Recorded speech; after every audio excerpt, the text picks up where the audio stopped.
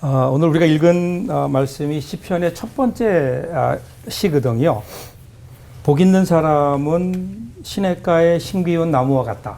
근데 여기 시냇가라는 말을 히브리어로 보면 페레그라는 말인데요.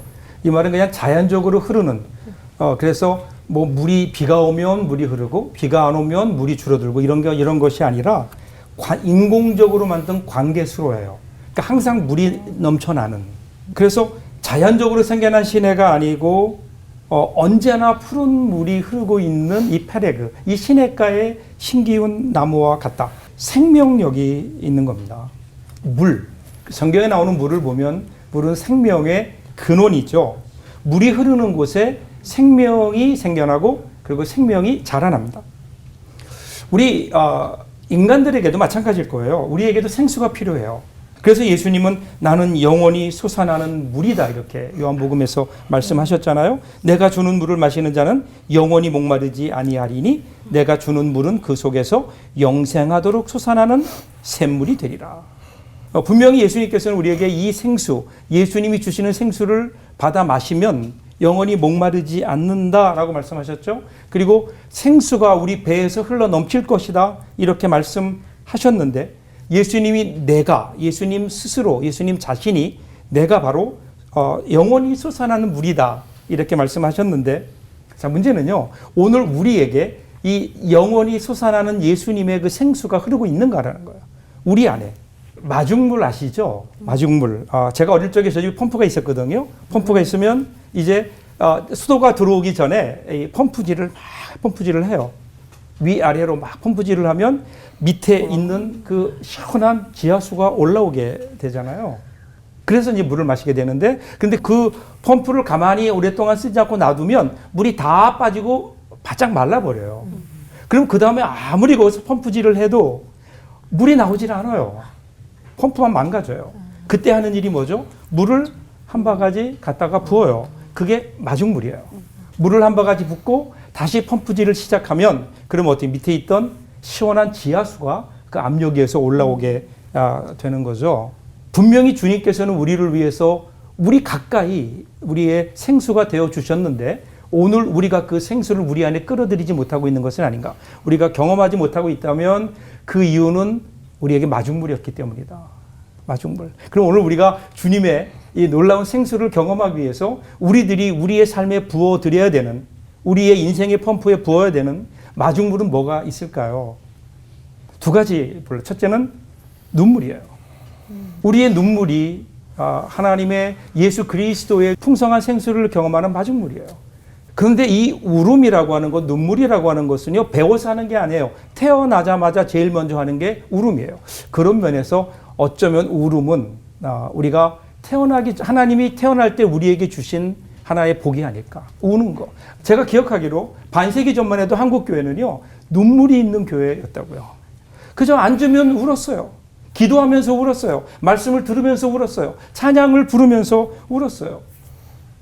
나라의 죄를 생각하며 울며 기도하는 분들도 많았고요. 가족의 구원을 위해서, 자기 자신의 연약함을 위해서, 교회를 위해서, 하나님 나라를 위해서. 근데 그 눈물을 흘리고 나면 하나님이 주시는 분명한 평안이 있고 위로가 있었다고요. 그래서 어쩌면 저 눈물을 흘리지 않았을까요? 물론 운다고 하는 게 기독교 신앙의 전부는 아니에요. 그런데 여러분, 분명히 우리들이 기억해야 되는 것은요, 마른 눈을 가지고는 절대로 볼 수 없는 하나님의 은혜가 있다고요. 우리가 하나님 앞에 이 눈물, 뜨거운 눈물을 흘릴 때 그때 그 눈물을 타고 예수 그리스도의 생수가 우리 안에 강처럼 흐르지 않을까요? 아멘. 이 눈물. 두 번째는 땀이에요. 여러분, 땀이 언제 날까요? 더울 때 나죠, 물론. 근데 땀이 나는 이유는 내가 가지고 있는 나의 신체적 조건을 뛰어넘을 때예요. 내 능력 이상으로 일할 때, 그때 땀이 나요.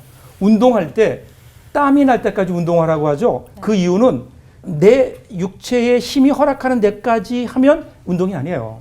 그걸 뛰어넘어야 돼요.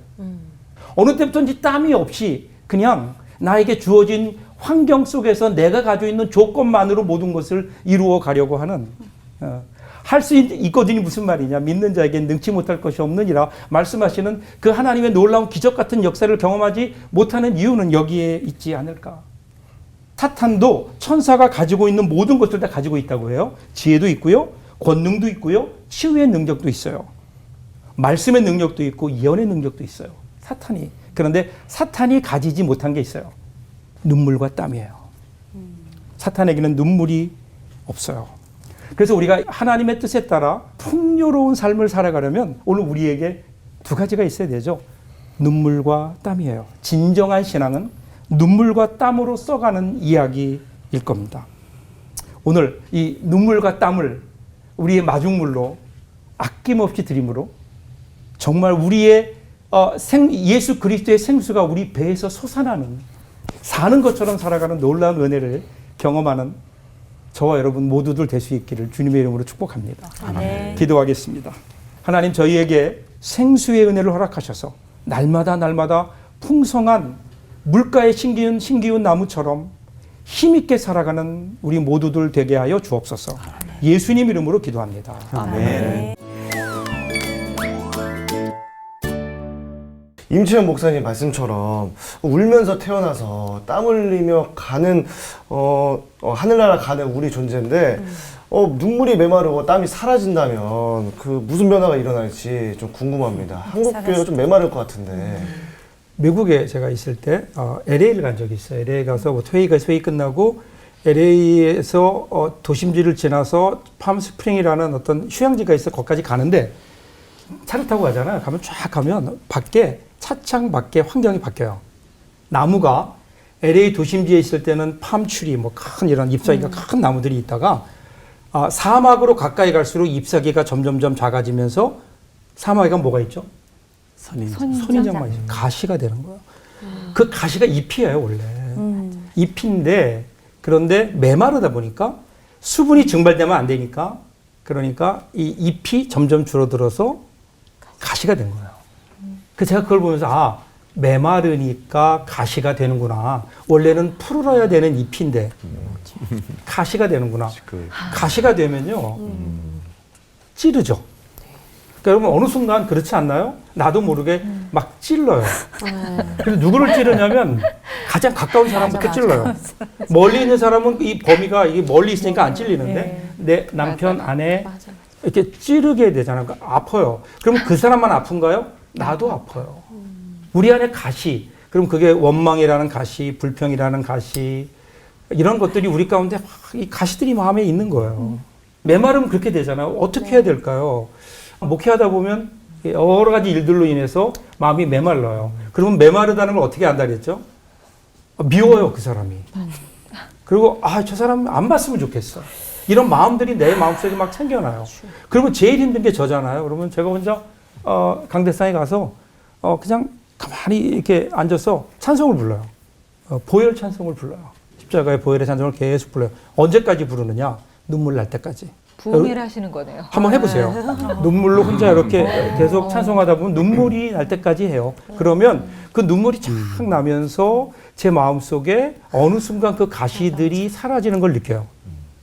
그 회개하는 거예요, 이제. 근데 이 목사, 제가 이 일에서 저는 목사할 자격이 없습니다. 뭐 이러면서 이제 그전에는 계속 그 사람 욕만 하다가 이제는 제 욕을 해요. 제 흉을 보죠.